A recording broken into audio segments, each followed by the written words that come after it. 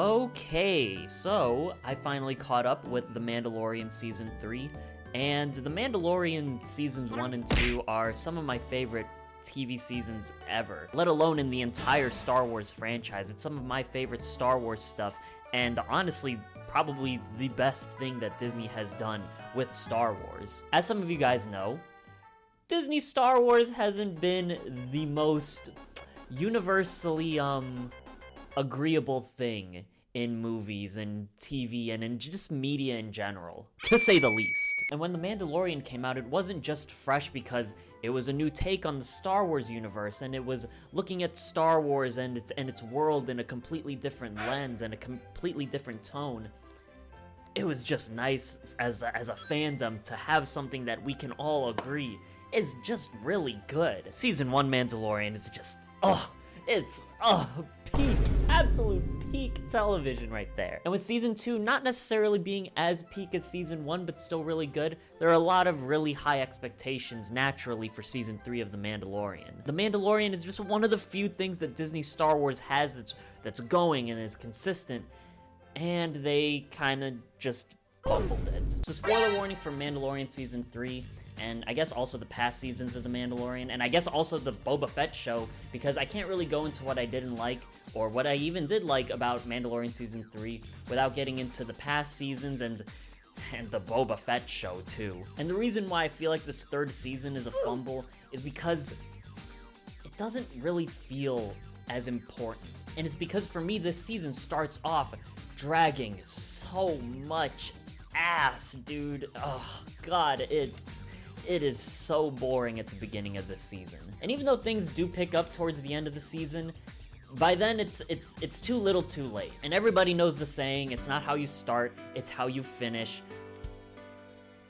But that's not really true sometimes. Because the way that this season started with that lack of urgency and that lack of importance and that lack of stakes, it really did set the tone for how the rest of the season felt. The big storylines and the character arcs and the big whoa moments that you're supposed to have with The Mandalorian don't feel as important, and they don't have that emotional weight that they should. Compared to the first two seasons and those big moments that happen, like when Din Djarin has to take his helmet off and reveal his sexy Pedro Pascal face. Those felt like huge moments, and it felt really rewarding because these characters and the storylines were interesting and compelling, and they were building them up in very interesting ways. And it sucks because on paper, this was supposed to be a really big scale, grand season of The Mandalorian, with Bo-Katan being folded in as one of the main characters of this season, and honestly probably the central character of this entire storyline through the season. With her in the storyline that was established in Season 2 of taking back Mandalore, Grogu and Mando kind of take a back seat to Bo-Katan. And on paper, the storylines and the themes and the character arcs of this season are all really cool. Retaking Mandalore, Din Djarin being more open about different Mandalorians,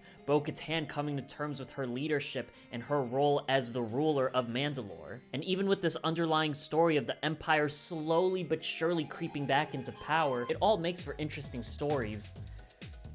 But the execution is just so fucking mid, dude. Ugh. The Mandalorian? More like the Mid-alorian. Okay.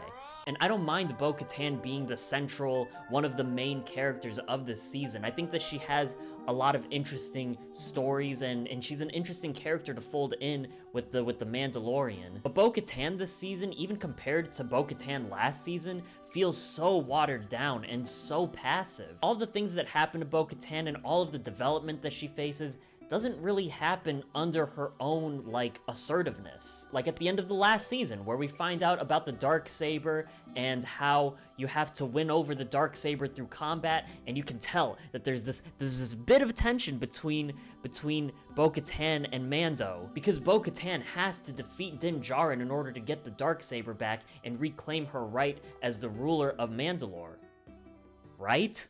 Nope, it just gets passed along to her like a fucking blunt through a technicality. And there's a lot of focus this season on the Mandalorian culture and reuniting the Mandalorian tribes and retaking Mandalore. And the two things about this show that people really loved, which are the space cowboy and the space wizard baby, are sidelined for basically the entire season. The season is less about the Mandalorian and more about the Mandalorians, plural shit. But the season lacks that heart and impact and that feeling of urgency and conflict. And I think it's because this season doesn't really focus on the relationship between Grogu and Din, because we as an audience have grown to love and be invested in the relationship between these two. And honestly, season 3 was already fucked before it even began.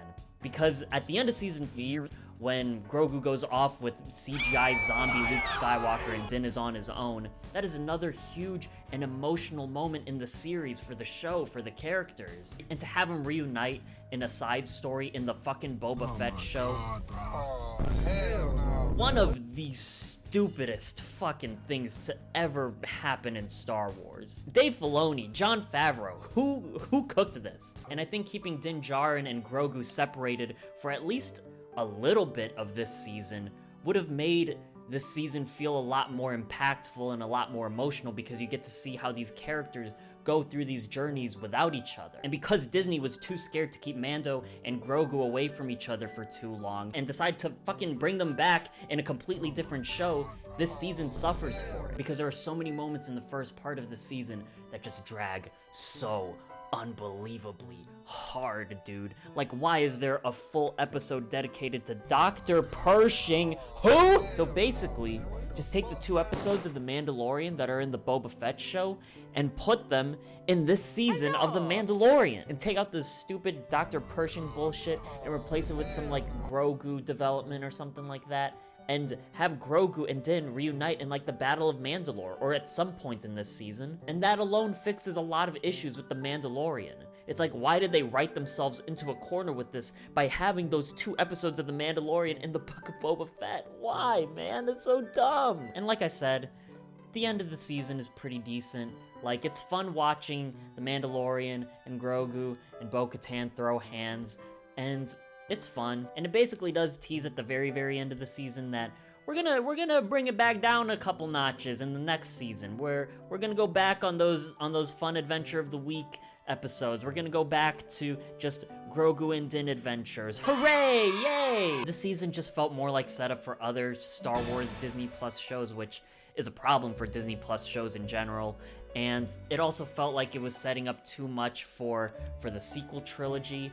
And it wasn't focused enough on trying to tell a compelling story. It wasn't focused enough on telling compelling character arcs and focusing on the relationship between Din Djarin and Grogu growing, and also between Bo-Katan and her relationship as the Mandalorian leader and with the Mandalorian people and other tribes. And look, I don't expect the Mandalorian to be on like a Succession level of brilliance, but I at least want it to be interesting and engaging. And it just wasn't that for this season. Oh. The Mandalorian? More like the mid-aboard, Ian. Oh, brother, this Okay, anyway. I'm feeling a 5 for Season 3 of The Mandalorian. Thank you guys for watching. As always, make sure you leave a thumbs up if you enjoyed this video. Make sure you subscribe if you want to keep up with more videos from me. And leave a comment. Let me know what you... Actually, no. Don't leave a comment. I know how you Star Wars fans are. I'm in the Star Wars fandom. I know what you guys are like. Don't interact with me. Don't look at me. Don't see me. Don't do anything to me. Don't talk to me. Leave me alone. I don't want this anymore. Don't.